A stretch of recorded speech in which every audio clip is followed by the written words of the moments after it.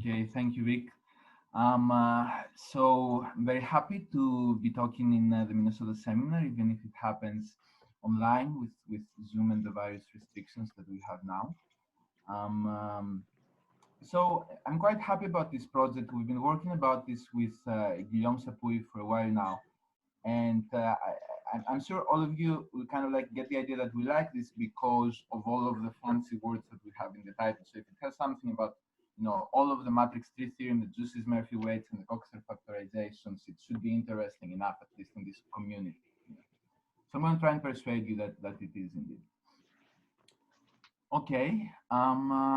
So this talk is about counting trees and counting factorizations. And trees will appear as usual at the beginning, but then I might be able to say what trees should be like for reflection groups. But for now, I'm going to stick with normal trees, like the ones that we see here. They're labeled on the vertices. You have n vertices, then Kelly and a bunch of other people have shown that there are n to the n minus 2 trees.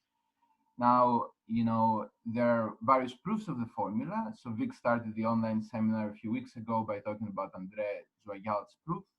The proof by double counting by Pittman, is a proof by recursion, which is by Lazos. There are a few classical proofs that are very important for the various combinatorics departments prelim examinations, so with generating functions, and bijective proof with prefer coding.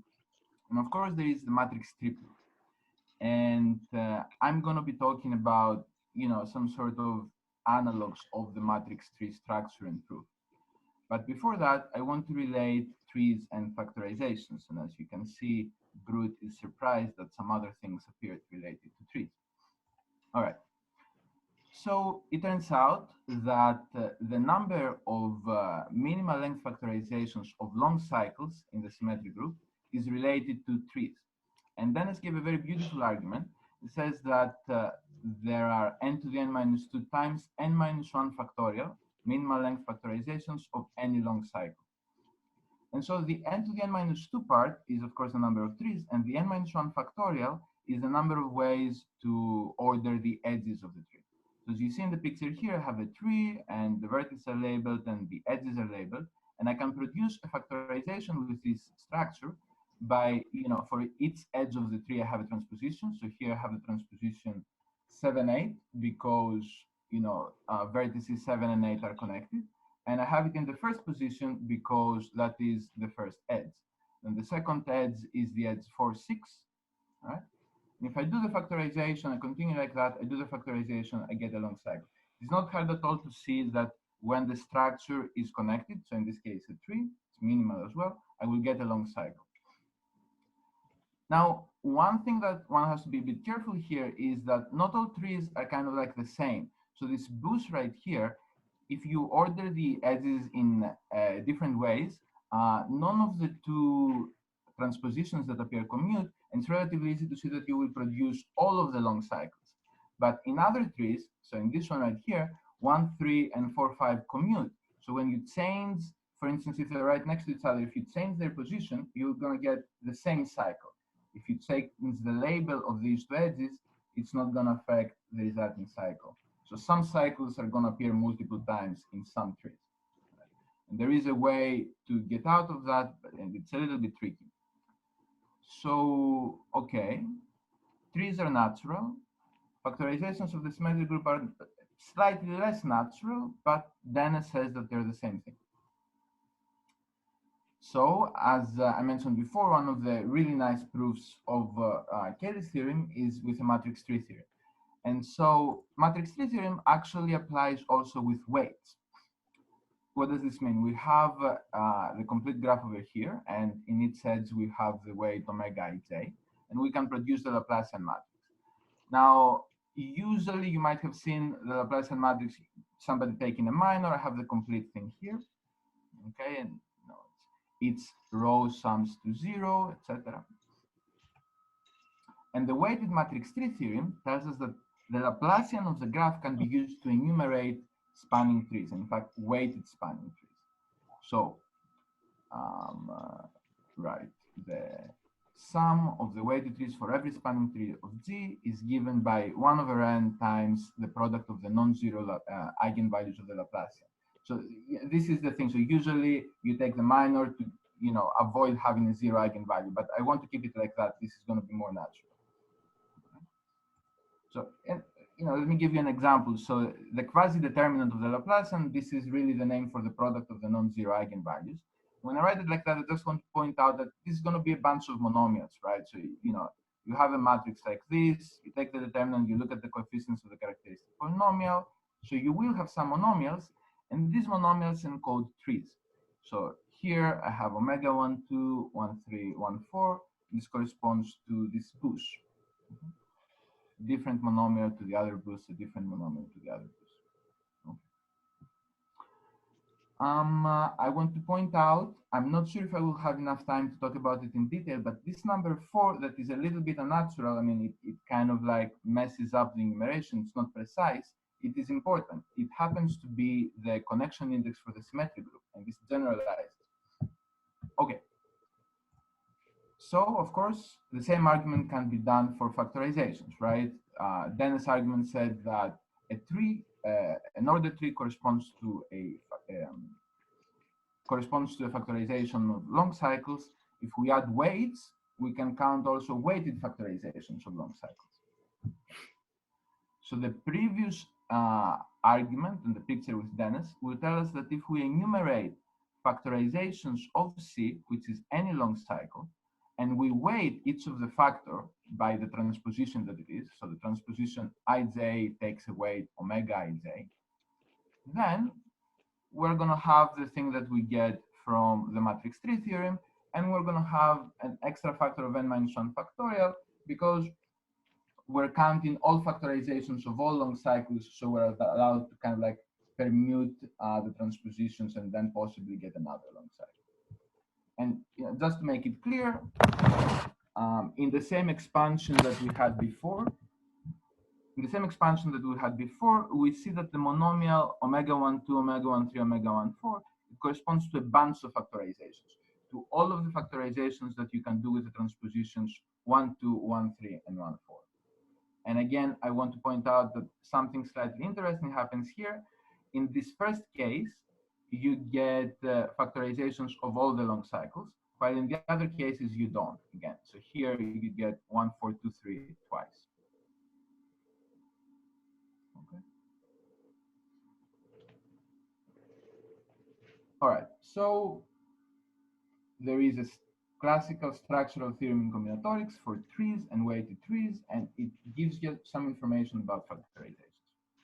Now, you can do another thing in this sort of process of counting factorizations of things and say, why should I have a reduced, why should I count only the minimal length factorizations? Maybe I want to count arbitrary length factorizations. Okay, so I will use these letters that appear later on as well. So calligraphic card denotes the transpositions, and I have a function that counts how many ways can I write a long cycle, any long cycle, as a product of n many transpositions.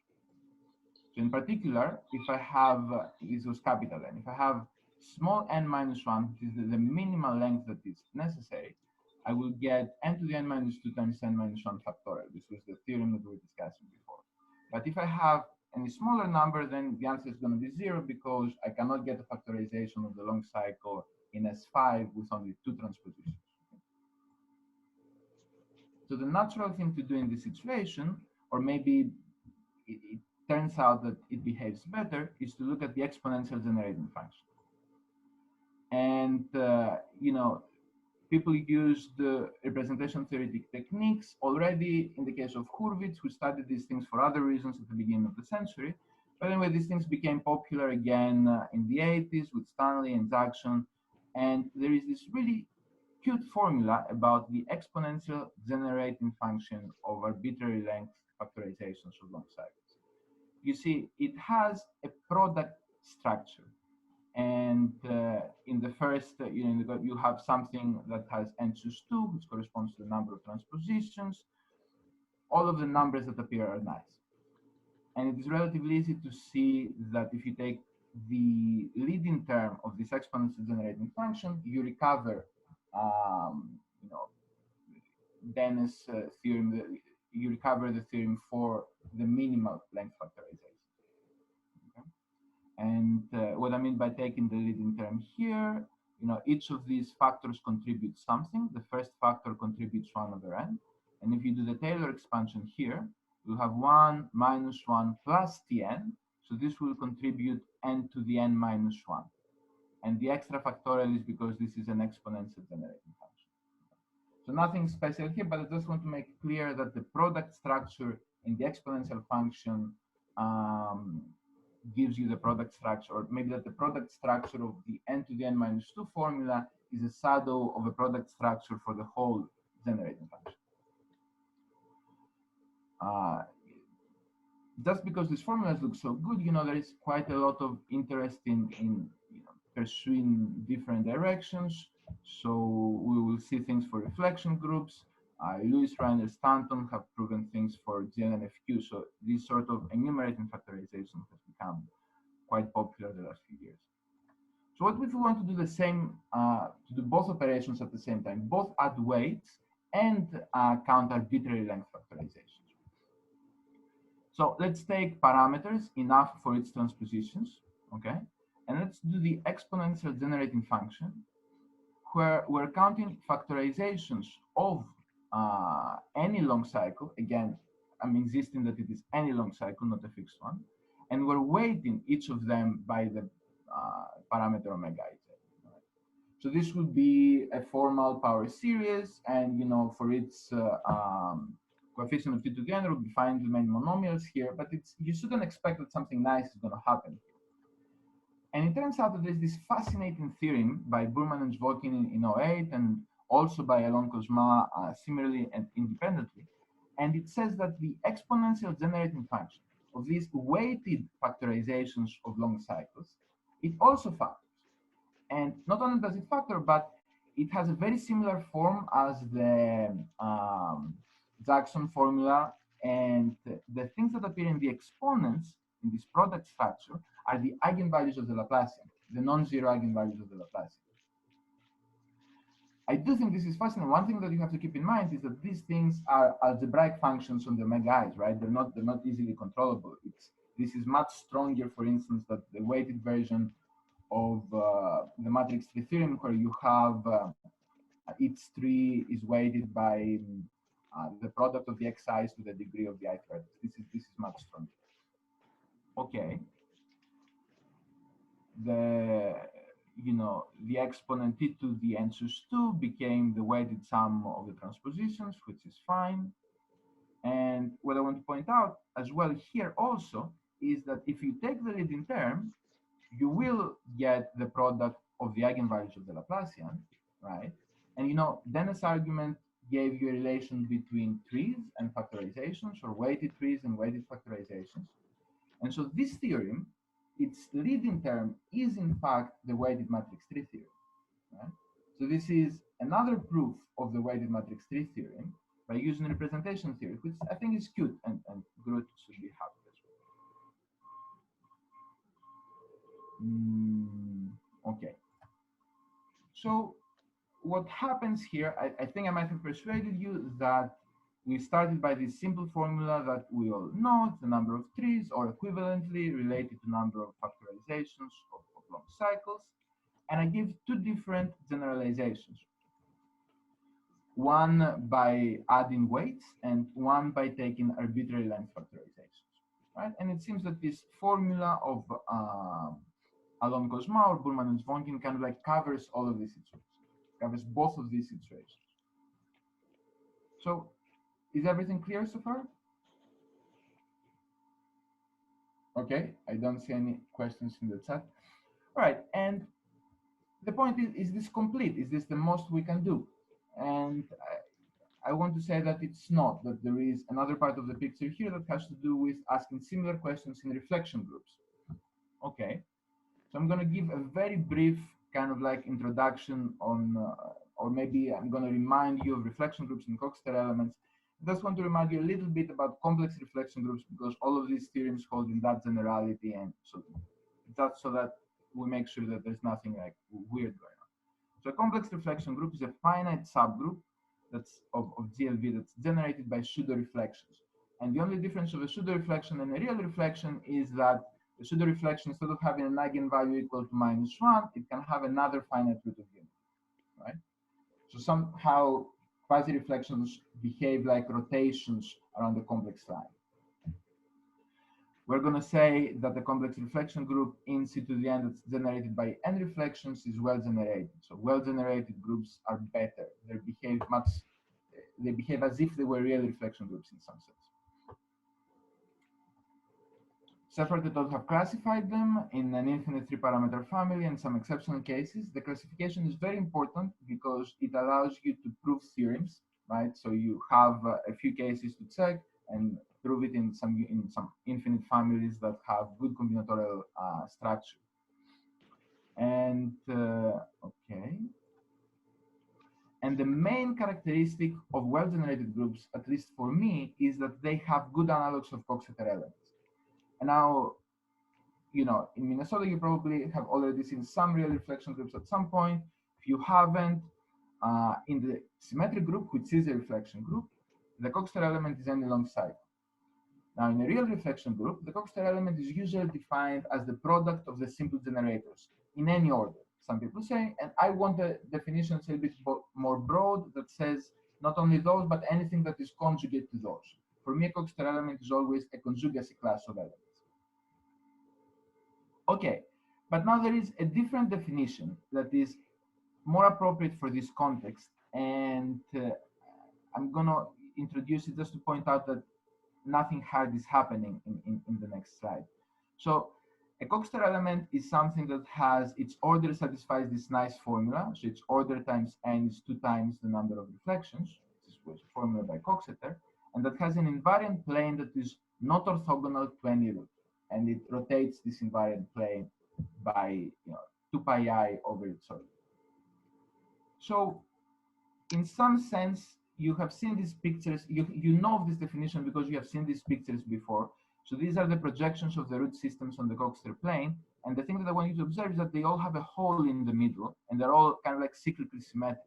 So the hole in the middle is the part that it says that no root is orthogonal to the Coxeter plane, and the cyclic symmetry is the fact that the Coxeter plane is invariant. It's a plane that's invariant under the Coxeter element. And I have an even better way. So some ask a question. Yeah, so in the complex reflection groups, in the well-generated groups, what you have is the e to the 2 pi I over 8's eigenvector of the Coxeter element. So the Coxeter plane is spanned by 2 eigenvectors in the complexified case, the e to the 2 pi over 8's and the conjugate one. In the well-generated groups, the conjugate one is not necessarily an eigenvalue, but if you just look at it to the 2 pi I over 8, a lot of the things that happen for Coxeter elements appear here as well. And the last thing that I wanted, all right, you can see it. So Vixo, this means it's really cool. So one way to think about the Coxeter plane is that it's kind of like this plane that generically cuts, for instance, something that the reflection group acts on by symmetries. So this is the octahedron, and the symmetric group of the octahedron is B3 or C3. And the root system of C3 is all the vertices of the octahedron and the middle of the edges and the midpoints of the edges. And so if you look at it like that, you would think that the only interesting planes that cut it are the horizontal and some vertical ones. But if you look at it kind of like in the wrong way, where you have two triangles, one on top of the other, then the Coxeter plane cuts it horizontally and it hits the 6 midpoints of the edges. And so the 6 is the order of the Coxeter element in this case. Some way to convince yourself that all of this is fine. And so for people familiar with complex reflection groups, right, the Coxeter element would be a spring irregular element with order 8, and 8 is given by the Gordon-Griffith Coxeter number. This is the generalization of the previous point. Okay, so we have persuaded you that there's something that's called the Coxeter element, and it is an analog of the long cycle, because in the symmetric group, the long cycles have Coxeter elements.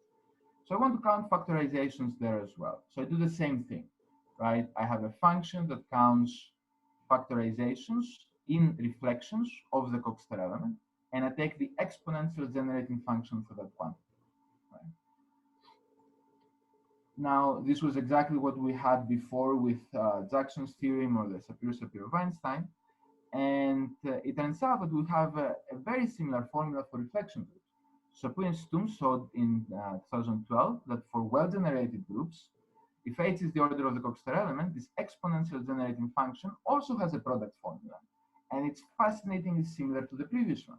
So the first part is e to the t times the number of reflections divided by the Coxeter number instead of n, which was the order of the Coxeter element.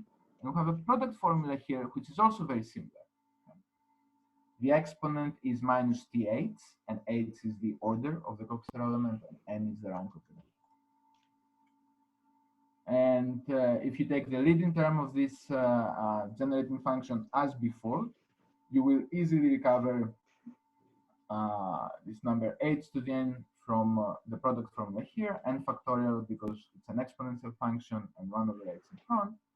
And this is easy to see that this is the size of the conjugacy class of the Coxeter element times this h to the n times n factorial over size of w, which is the chain number for the non-crossing lattice, which is a formula that's attributed to a bunch of people, has this huge history. It started by Loihenga in singularity theory.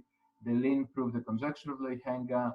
Arnold realized that all of the numbers that appeared in this conjecture have a uniform formula. Years later, Sapoton calculated the chain number for the non-crossing lattice, and this formula appeared. Yes, I did say before that the 1 over n was the index of connection, but this is a slightly different thing. So that 1 over n is kind of like what you should think about if you think about it in terms of trees and the matrix tree theory. This 1 over n is just in the factorization picture. So in the factorization picture, 1 over 8 is the correct thing, but for something else that I'm going to talk about, matrices. Okay, so now I have enlarged these positive formulas a little bit by adding this new formula of Sapir-Stum, and I just, displayed a little bit like this just to point out how everything factors so nicely. And of course, we have the implications, and then clearly there's something that's missing, right? You would like to have a formula above such that if, it holds for all reflection groups, for well-generated reflection groups, it has weights and it has arbitrary length. And then if you do any of these sort of things, if you set the group equal to symmetric group, you're going to get the Burman and Zvonkin formula. If you set the weights equal to 1, you're going to get the Sapir-Stum formula. So this is the thing that is missing, and this is the thing that that we try to solve. And it turns out that you cannot solve it completely. If you put arbitrary weights in reflections, then it doesn't work out so nicely. However, if you put parabolic style weights, it works. And so this is our main theory. So you're going to start with a tower of parabolic subgroups. Okay. Parabolic subgroups are subgroups that stabilize a flat, or you can think of them things that are generated by a subset of the simple reflections. Now, a tower of subgroups defines a filtration on the reflections. That means that each reflection can be assigned a weight that corresponds to the first parabolic subgroup that it appears in. So if the reflection tau appears in Wi but not in Wi minus 1, the weight system gives it weight omega I. So this is a weight system that can give n different weights on the reflections. Just want to point out that Vic and Elise Delmas and still forget the name of the third person. In an RU project, they did an extension of the Sapir-Stum formula just by adding one extra weight in some special cases. So we were happy that we managed to do a number equal to the rank. It was non-trivial. Okay, so again, we build the exponential generating function. And again, our theorem is that it factors, and it has a very similar structure as the Burman and Zvonkin formula. So an exponential, the weighted sum, Thomas Hameister. Thank you, Joel. So Thomas Hameister was the third person in that project. Okay, so it has the weighted sum of reflections is front as before, and a product where some eigenvalues appear. And these are the eigenvalues of what I would like to introduce as the W Laplacian. as a matrix that is defined for every reflection group, and it is the sum of the identity minus the matrix that corresponds to the reflection tau, all of it multiplied by the weight of tau. Okay. So I will explain in a little bit why this is a good object to call the W Laplacian, and I just want to point out how similar this formula is with the Burman-Vonkin formula. It's an n-dimensional matrix. Its eigenvalues appear in the product structure. It turns out if you set all of the weights equal to 1, canonically, the eigenvalues of this W Laplacian are all equal to 8, and so you recover the Sapuiston formula. So why do I call it the W Laplacian? Well, in the way that we construct the Laplacian matrix before, it's very easy to see that you can write it as a sum of these matrices here, where you only have entries on the I and J rows and columns, and you have the entries omega ij minus omega ij, etc. And so you can think of it as you're taking the identity matrix and you're subtracting the matrix. All of these ones of the identity matrix will cancel out, and you'll get the zeros outside. And the only thing that will stay is the identity and the part of the transposition, and you're going to get this sort of thing. So this is the matrix of the transposition ij in the symmetric group, and this is precisely the analog that we have for the reflection groups. Right. So I have to convince you that apart from this theorem, this matrix is interesting otherwise as well. I'm going to try to do it as well.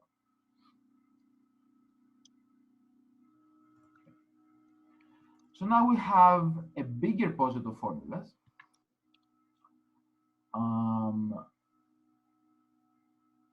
Is this Laplacian the discrete Laplacian of a graph on n vertices? This is the same as the Laplacian of a graph in the case of the symmetric group. The reason that so the reason that this Laplacian doesn't have all of the possible weights is that this definition works for reflection groups. So when you restrict it to the symmetric group, you get a lot of identifications between the weights omega ij. But with the special choice of weights, perhaps some of the weights vanish when you. That is correct. So then it would be something smaller than the complete graph. Oh,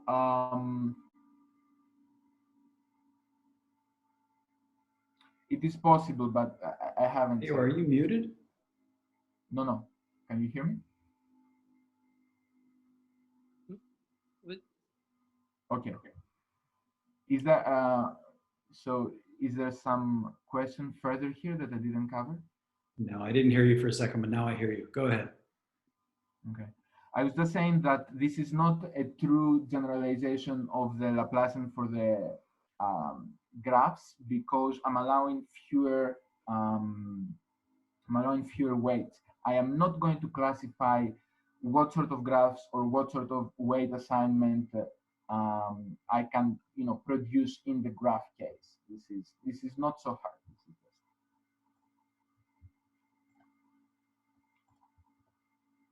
Right, so here I have kind of like a bigger poset of formulas.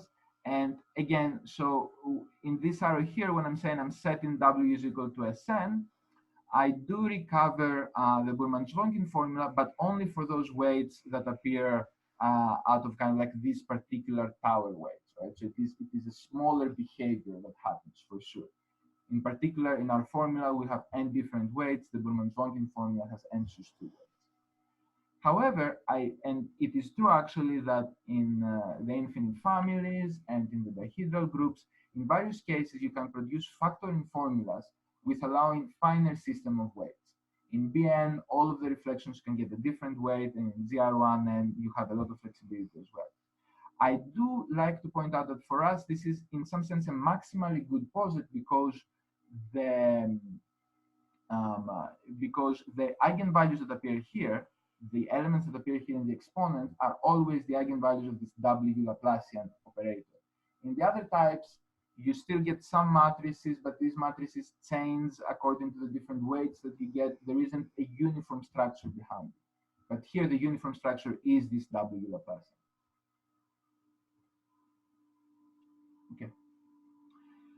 So I want to say, right, there is a different equivalent version of our theorem that should be very interesting to representation theorists. So the filtration on the reflections that I defined by the tower, it determines these sort of elements that I would like to call generalizations of the Jucys-Murphy elements. So the Jucys-Murphy element Ji is the sum of the reflections that live in Wi but do not live in Wi minus 1. This is a direct analog of the usual Jucys-Murphy elements, which are 1i plus 2i plus 3i, which is all of the transpositions that live inside Si but not inside Si minus 1. The sum of the Ji's is central because it is the sum of all of the reflections. No, but you have weights. So. Yes, so when I talk about the Jucys-Murphy elements alone, they are just elements of the group algebra without weights. The Laplacian is a weighted sum of the Jucys-Murphy elements. The W Laplacian is not a central element. That is correct.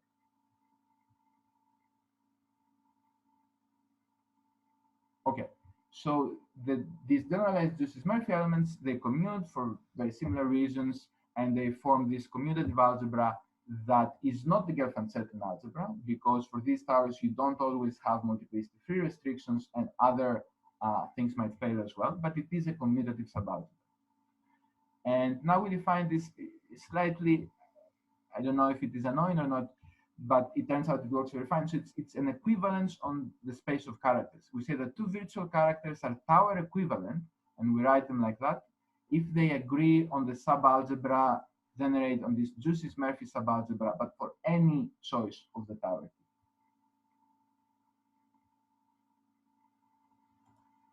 Okay, and then our enumeration theorem is in fact equivalent with this virtual sum of characters, which is sum of characters evaluated on the inverse of the Coxeter element times the character. Turns out that this is equivalent to the alternating sum of the exterior powers of the reflection.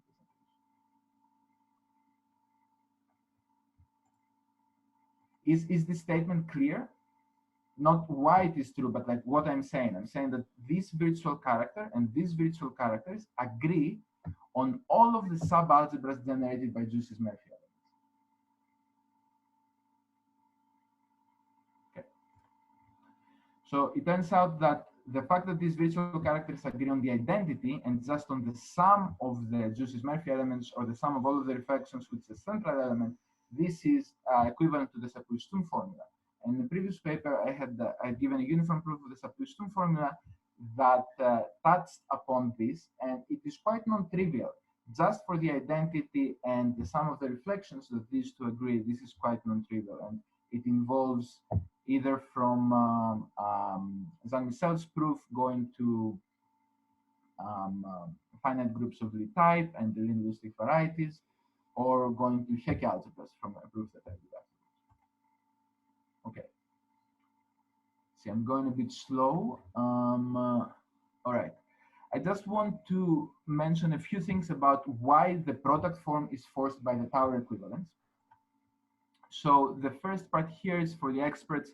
It's just some version of the Frobenius lemma. There is this Frobenius lemma that relates the enumeration. So this is the exponential generating function for enumeration, and it expresses it as a sum of character evaluations.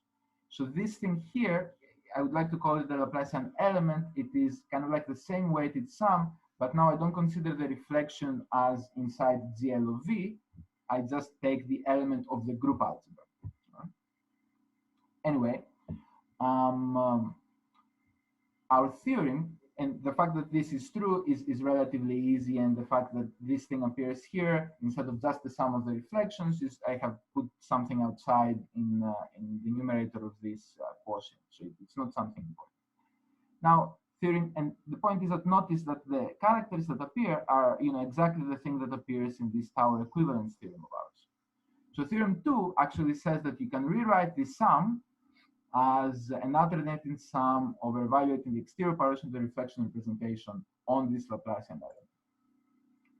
And okay, if you change it to an exponential representation, you just are going to have to find the eigenvalues of the Laplacian element on the exterior powers of the reflection representation and take their exponentials. all of this so far is canonical and there's nothing wrong with it. The problem is that normally it would be very difficult to find something like that. So this is not a central element, this is weighted, it's not clear why you would be able to know its eigenvalues. But there is this very interesting theory of Burman on Lie-like elements, and this completely determines the eigenvalues. It turns out that the eigenvalues of this element on the kth exterior power are just k-sums of eigenvalues of the W Laplacian. So the reason that they're called Lie-like is that this element, the identity minus the reflection, it acts on exterior powers as if it was a Lie algebra representation instead of a normal group algebra representation. So this is quite interesting, and k-sums, that means sums of k elements. So yeah.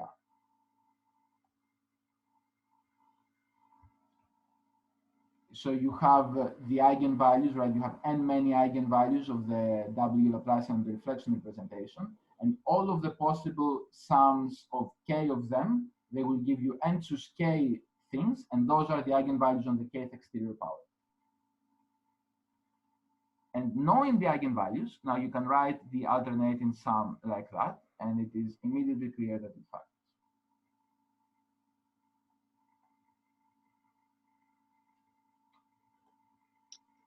So quickly about our proof. Right. So this is, again, I mentioned the Frobenius lemma, but this is in a different context here. So this is what we had to do to prove the version for the exceptional groups.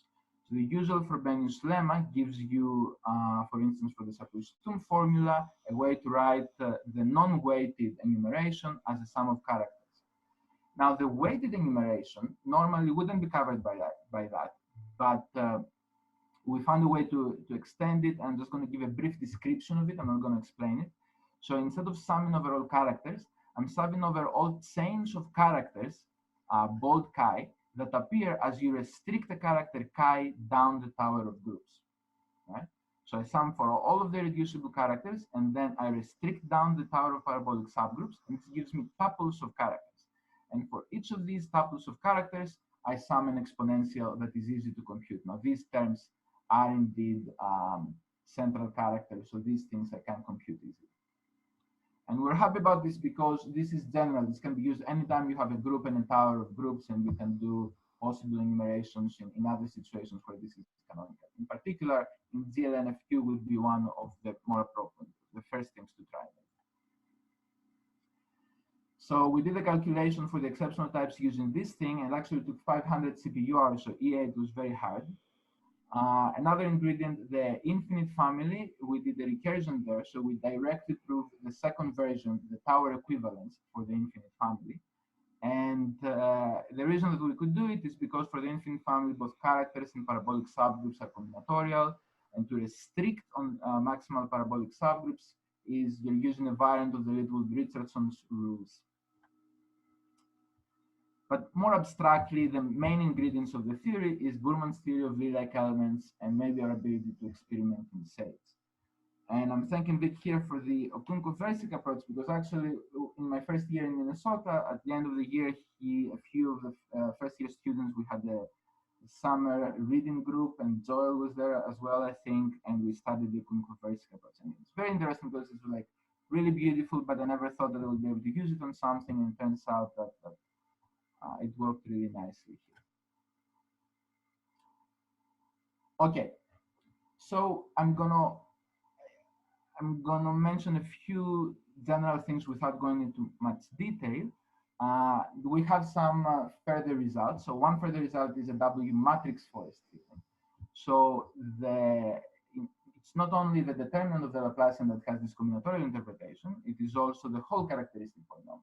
So the whole characteristic polynomial counts forests that are forests of rooted trees, and it weights its forest in the same way. And you know, depending on the number of trees, you have the coefficient of x to the 3 if you have 3 trees or something like that. Right? So it is reasonable, since the characteristic polynomial of the usual Laplacian has a combinatorial interpretation, to try and say something for our W Laplacian. And it turns out again that it's very, very similar. So the characteristic polynomial of this W Laplacian with these Jucys-Murphy weights, it is the weighted sum of all reduced factorizations of all parabolic Coxeter elements. Now, each weighted sum also gets this sort of extra thing in front, which is the product of the Coxeter numbers for the parabolic subgroup, and it's just kind of like analogous to putting a root in the tree.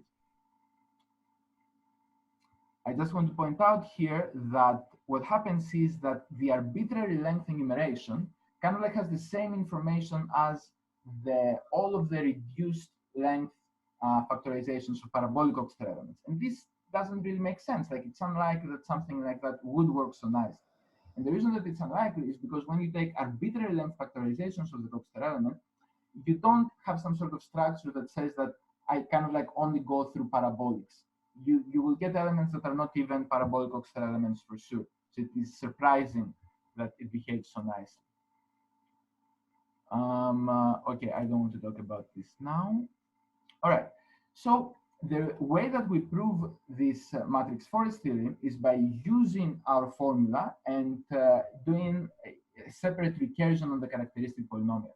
And I'm very happy about this recursion. I actually discovered it in trying to prove the theorem, but it turns out that it is true for a more general object, for arbitrary hyperplane arrangement.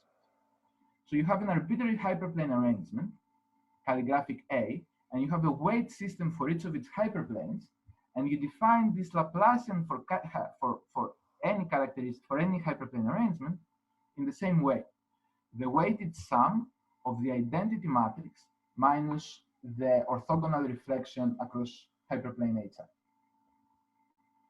So when the arrangement is a reflection arrangement, you do get a W Laplacian, right? But you have arbitrary weights here.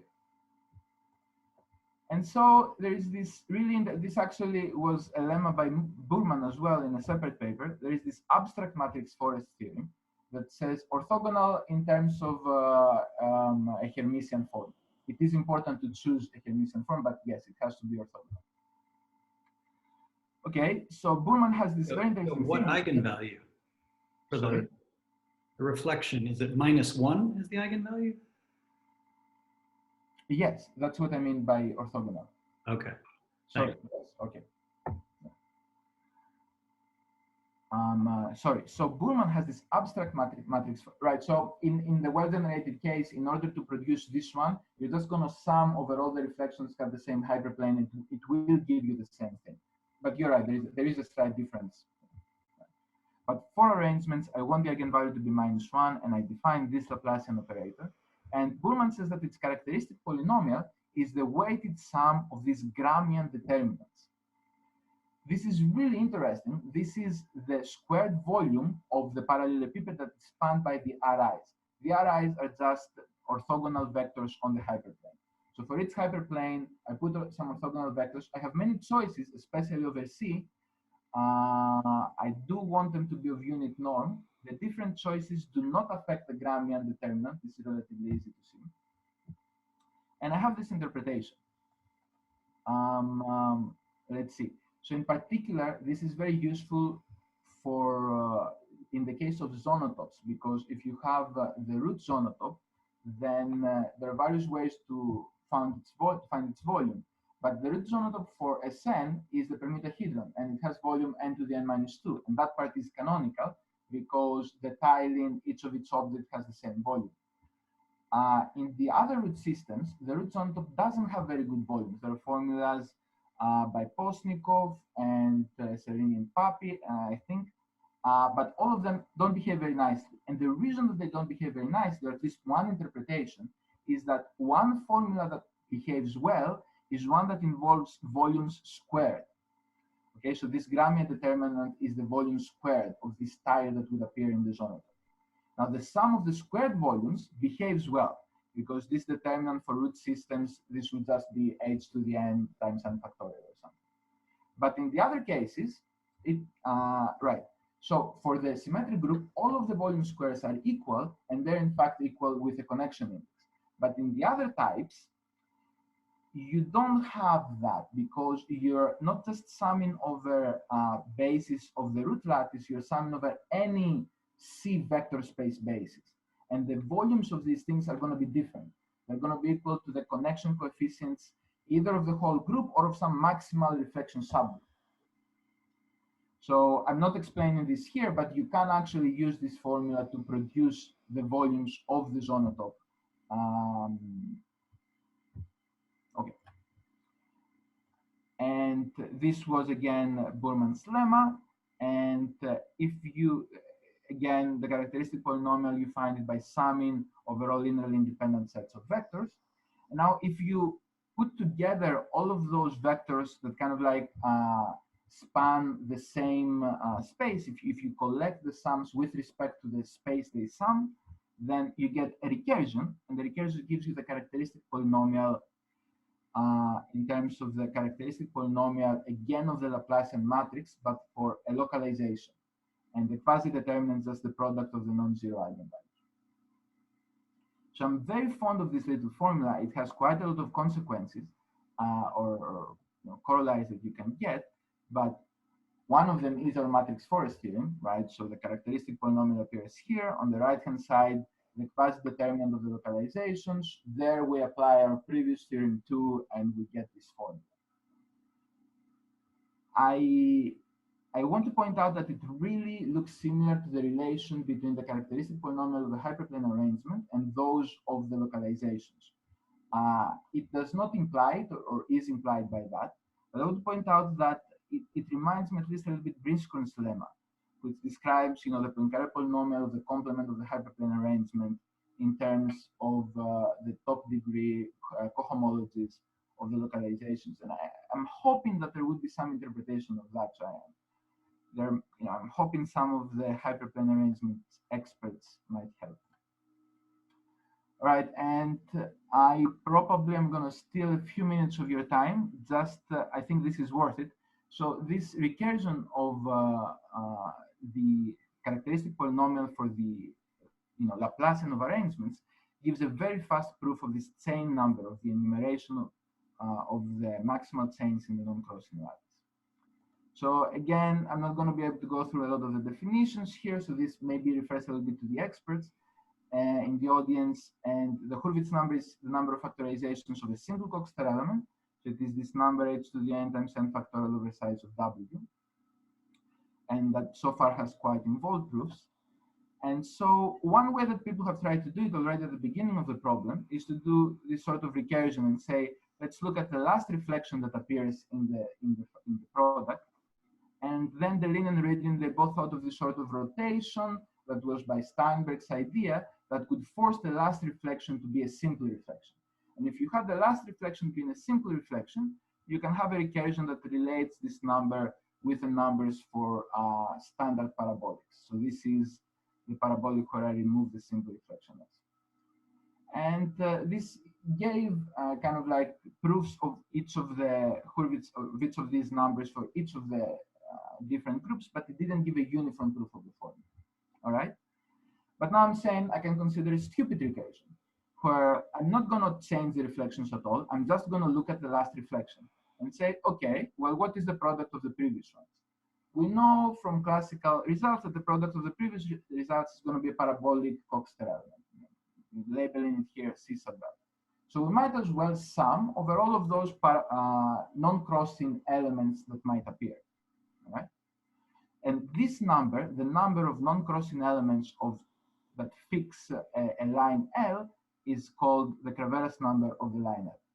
So when I'm writing this recursion here, the Hurwitz number of W is equal to the sum over all non-crossing elements that might appear, how many times each of these is going to appear, times the factorization. This is really kind of like a stupid way to write. And the reason that so far isn't useful is because we know something about these Creveras numbers, but we don't know them uniformly. In fact, in general, the Creveras number of x, which is the number of non-crossing elements of type x, which means that their fixed space is conjugate to a flat x, is given by this product formula that involves Orlik-Solomon exponents. Right? In the case of lines, this becomes much easier. So lines is when you multiply n-1 reflections here. So it becomes easier, and you have the Coxeter number over a normalizer multi-stabilizer. And the main difference here is that the general formula for the Creveras number is proven case by case, but this formula for lines is proven uniformly. And in fact, this was done in Vic's and Brandon's and Drew paper for the real reflection groups, and then I also did it in my thesis for the well-generated ones. For the real reflection groups, it's very simple. It is very similar to this idea of, well, it's not that simple, but it's similar to this idea of rotating and looking at the orbits of the Coxeter elements of reflections. And each of those orbits will contain either one or two simple reflections. And then had this key property that said that no non-crossing line is orthogonal to the Coxeter plane. So when some asked me at the beginning if the Coxeter plane has something analogous in the well-generated groups, this is one of those. So the e to the 2 pi I over 8's eigenvector of the Coxeter element, this is also never orthogonal to non-crossing lines. And this is how I proved this in my thesis and by using some geometry as well. Okay, so now this stupid recursion becomes uniformly this sum over h over the normalizer mod the stabilizer. And instead of summing over orbits of flats, which is what I was doing secretly, I plug in the formulas that I want to prove, and I move around the W's and the normalizers, and I get to phrase it as summing over any arbitrary flat of the hyperplane arrangement. Right, so there are very simple things that I'm doing here.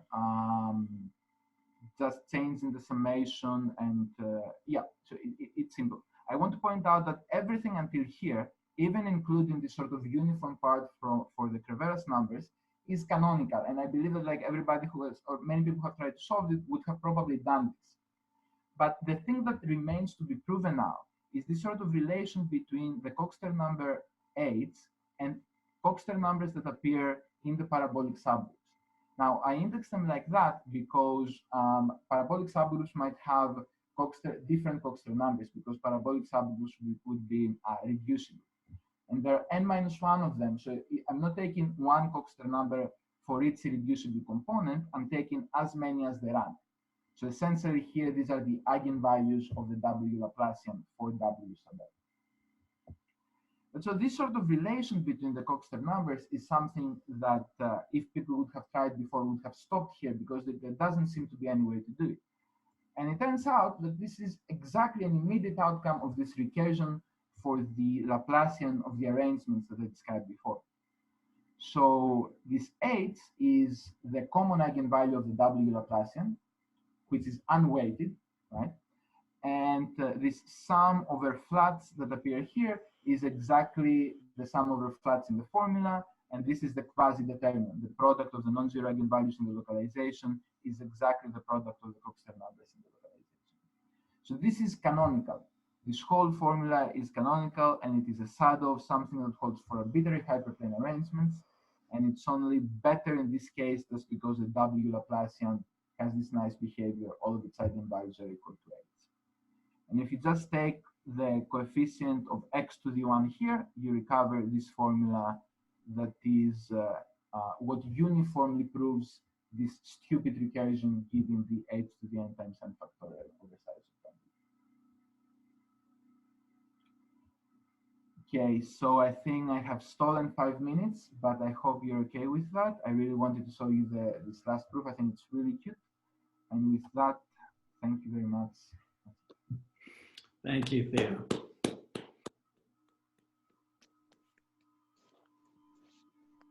So let's open it up for questions for Theo after that fascinating talk. Any questions? That is not a Ewok, that is Groot. So Groot is this character in one of the recent movies, and Garen and I decided that it would be a good idea for me to use it. It's a tree. Yeah, Groot is a tree, so he's the advocate of the tree in the matrix tree part.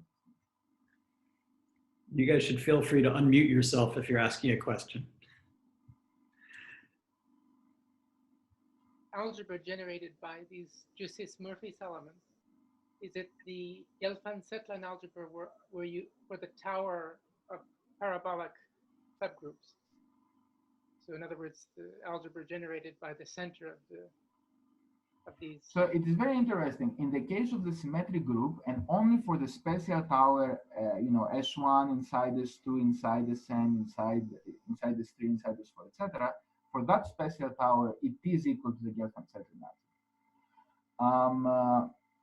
Well, each tower would have its own. You could say that you could define the Gelfand-Settler algebra for tower just to be the algebra generated by the centers. Okay. Components. In that case, even in that case, it is not always true. So both of these things can fail. You can both have a tower that is not multiplicity free. So the Gelfand-Settler algebra of the tower would not be a maximal commutative algebra. But you can also have that the if you only have the eigenvalues on the reflections on these Jucys-Murphy elements, these are not enough to produce the whole algebra that you get from the centers. So this is an important distinction. And this is a very good question, but I want to point out that if it were true that somehow we're getting not the Gelfand-Settler algebra, but like a maximal commutative subalgebra, then our theorem couldn't be true, because our theorem relies on showing that two virtual characters that are different agree on this sort of vector sum of all of these Jucys-Murphy subalgebras. So if these things were maximal commutative subalgebra, you wouldn't be able to agree having different virtual characters. Do you know what the dimensions of these algebras are, though? So that's a very good question as well.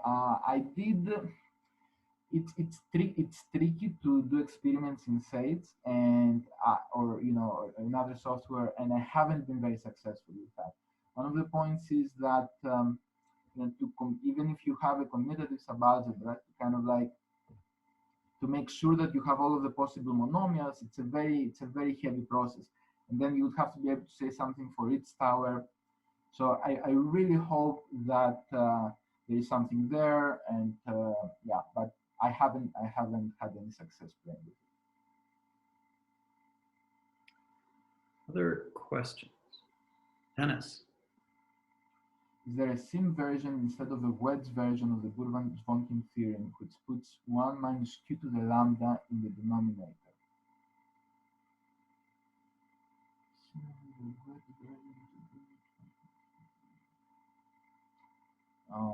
I'm not sure I understand completely the question.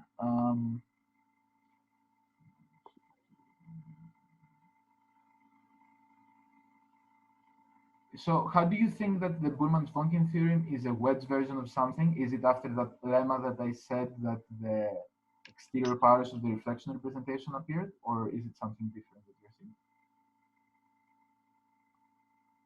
Go back in your slides.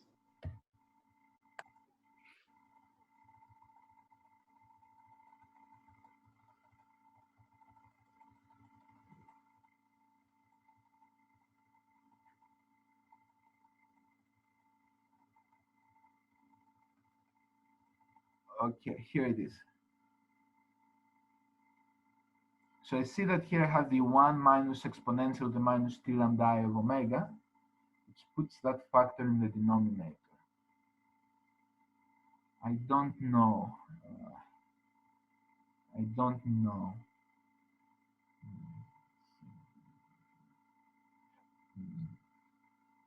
So I'm always a little bit cautious because Dennis has like the best questions, and I always end up not understanding them, and Vic has to explain them to me. But now that I'm not actually visiting Minnesota, I cannot go out for coffee with Vic too. So he can explain the questions. And Add Zoom coffee. Yeah, virtual coffee. So I don't know, Dennis. Just like my problem is that I'm not completely understanding if you have something particular in mind with the wedge versus sim thing, or it's just that the behavior of this 1 minus exponential is closer to the wedge.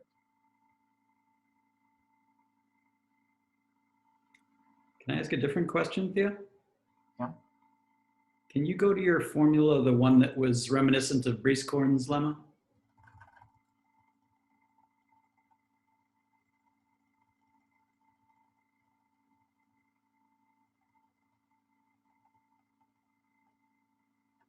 Yeah, here.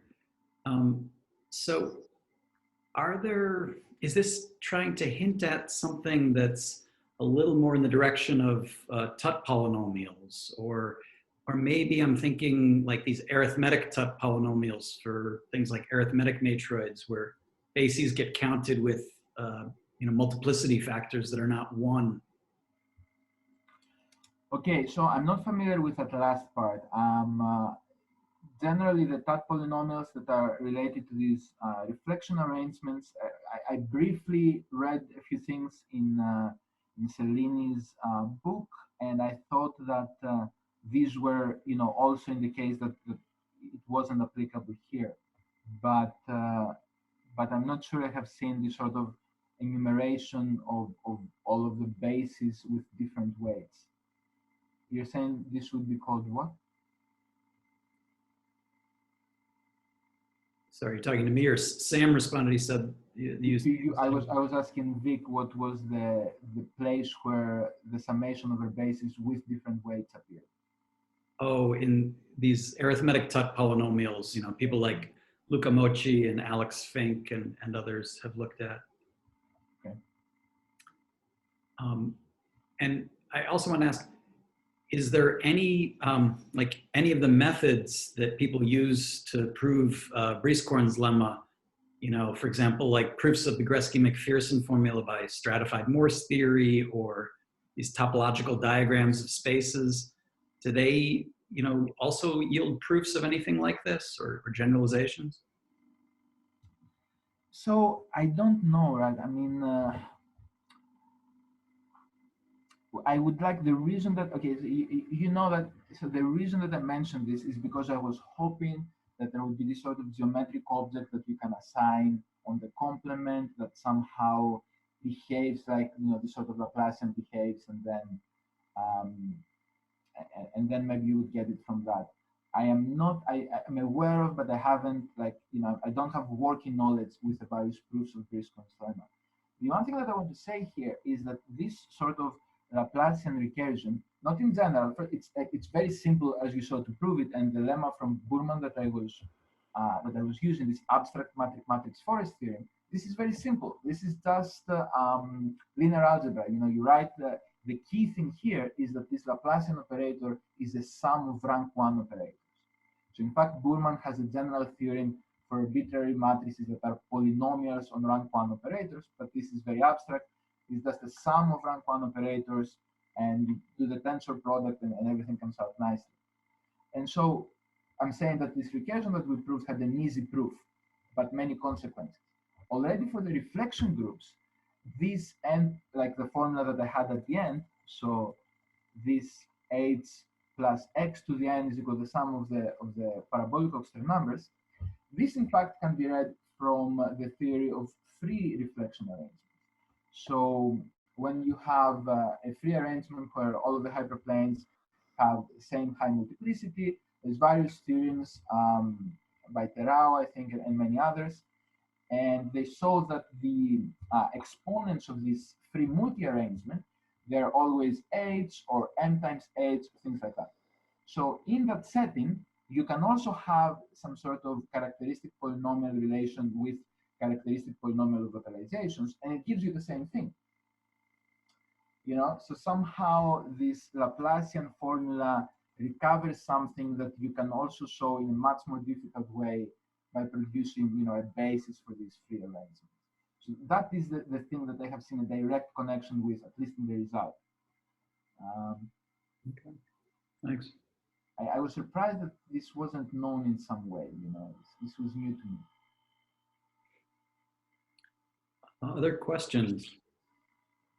So Sama is asking, he said it's like standardized formula for the Erhard polynomial of a zonotop. What is like standardized formula?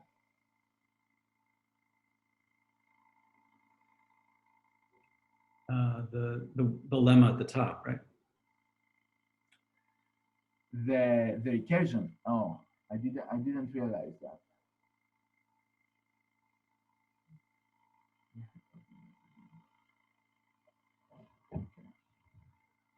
Okay, thanks, Sam. I hadn't realized that. I will check it out. Thanks. So I guess I just have a historical question, which is these Laplacians for reflection groups or hyperplane arrangements.